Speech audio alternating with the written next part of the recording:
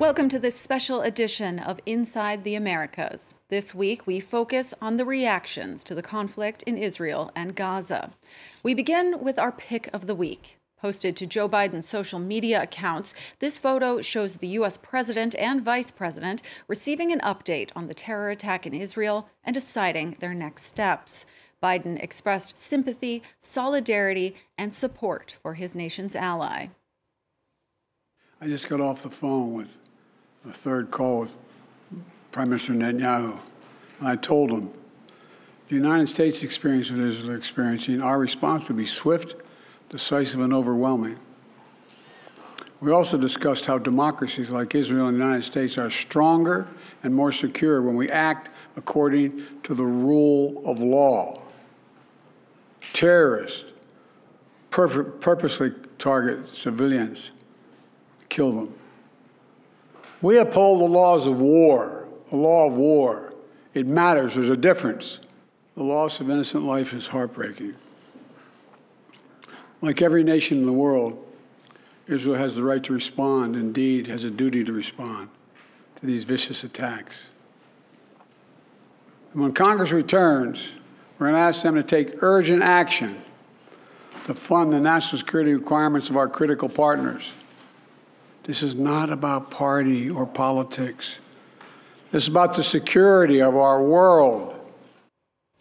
The U.S. government provides billions in military aid annually to the Jewish state, and in the wake of Hamas's attack, the Biden administration has ordered a carrier strike group to the region.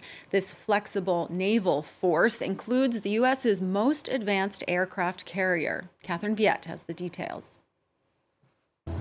As the White House projects the colors of the Israeli flag, the president promises more support for Israel.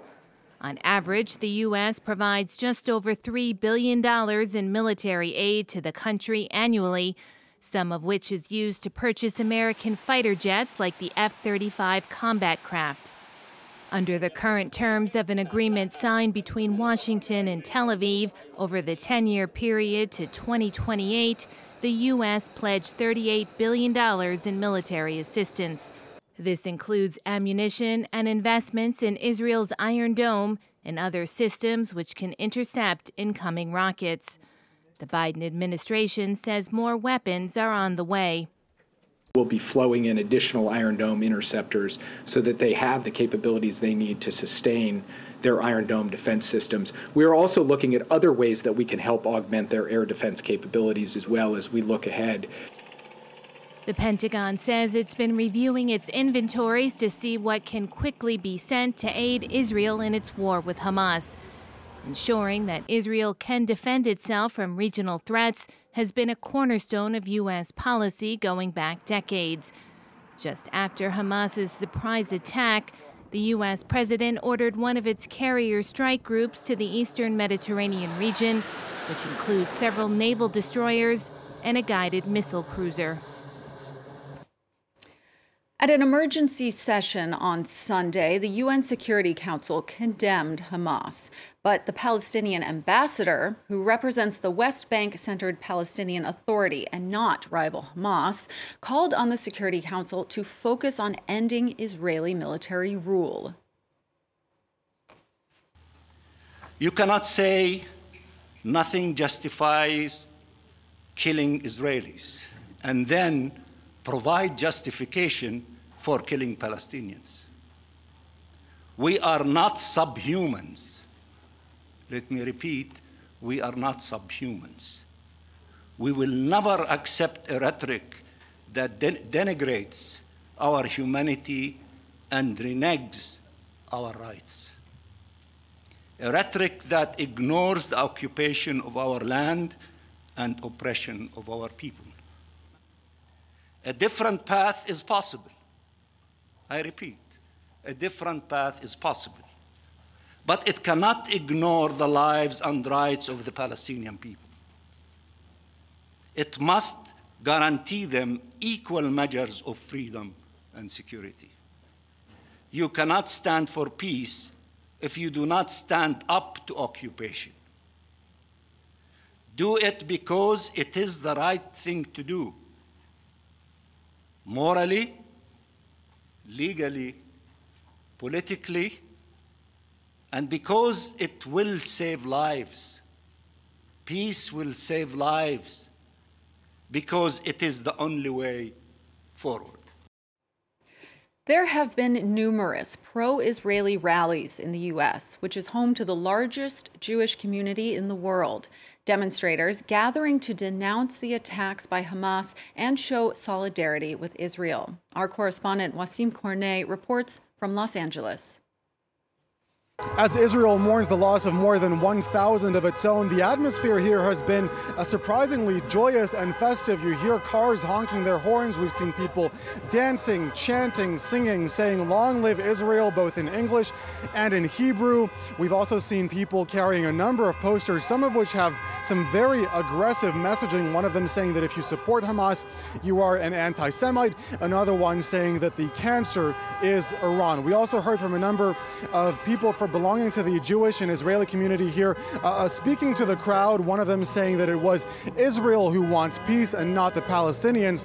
And perhaps less surprisingly, there was not one word for the victims of Israeli air raids in Gaza. But this has been an incredible show of force by the Jewish and Israeli community. There are more than 500,000 Jewish people who live in the greater Los Angeles area. Many of them often travel to Israel. Many of them have friends and families who live there. Proof once again that the ties between the United States and Israel are very strong. The United States has also been the site of pro-Palestinian rallies. Around 1,000 demonstrators gathered in New York City on Sunday. They waved Palestinian flags during the peaceful march, which started in Times Square and ended near both the Israeli consulate and the United Nations headquarters. Brazil is repatriating any of its citizens who wish to leave Israel and the Palestinian territories. 6 flights are planned to bring more than 1,000 people to Brazil. Authorities confirmed 2 Brazilian nationals died during the attacks, reportedly at the Supernova Music Festival that was targeted. Cami Knight looks at the reactions to the conflict in South America. Waving flags and chanting the Israeli national anthem, hundreds rallied in Argentina's capital in support of Israel on Monday. I think we are all very, very hurt, but we are also united, and we know that pain must be turned into action. Hundreds of Argentinians were evacuated from Israel this week, and more than 7 were killed in Hamas's attack. Argentina is also home to Latin America's largest Jewish community. And though dozens also gathered near the Israeli embassy in support of Palestine, it was a much smaller turnout. Across the rest of the continent, the picture is more nuanced. In Brazil, hundreds took to the streets of Brasilia waving Palestinian flags. We're reacting to the violence that's been perpetrated against us for so many decades. I don't know if next week, tomorrow, or in the next few hours my family will be alive. I don't know if tomorrow there will be Palestinians at all, and that's why we're fighting. Whilst President Lula da Silva firmly condemned Hamas's attack on Israel, the same can't be said for other leaders in the region. Chile's president released a relatively neutral statement condemning both the attacks on Israel and the Israeli army's occupation of Palestinian territories. And in the capital, Santiago, hundreds gathered in solidarity with Palestinians.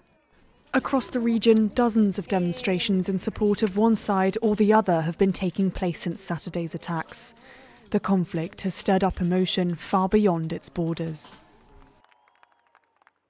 Thanks for joining us for this edition of Inside the Americas, and stay here on France 24. More news coming up.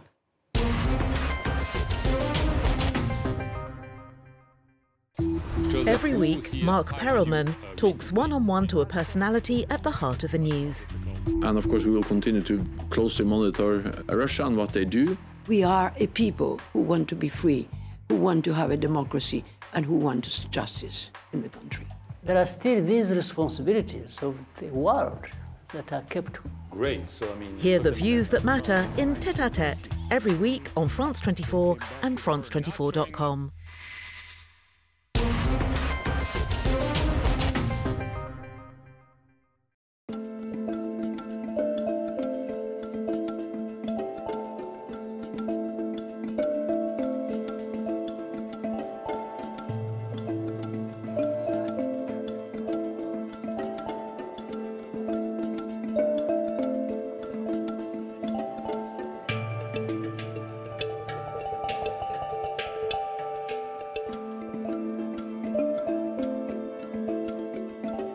terakhir lebih lagi panas lagi itu sebulan terakhir ini. Betul-betul kami selaku aparat, terutama juga masyarakat sudah tak beringin lagi ke laut itu. Istilahnya kalau masalah makan atau kebutuhan hidup tuh pikir di belakangin dulu. Yang penting kita selamatkan dulu kampung kita aja.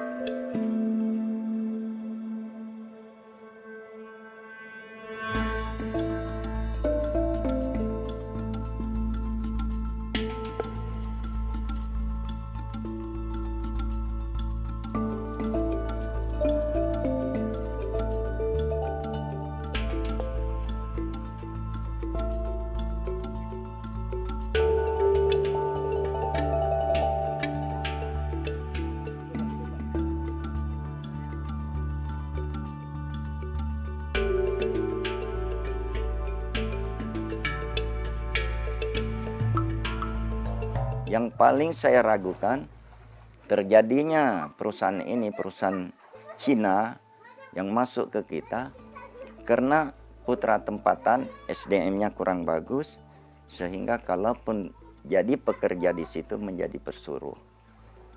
Itu yang saya takut, nggak mungkin kita selamanya jadi pesuruh.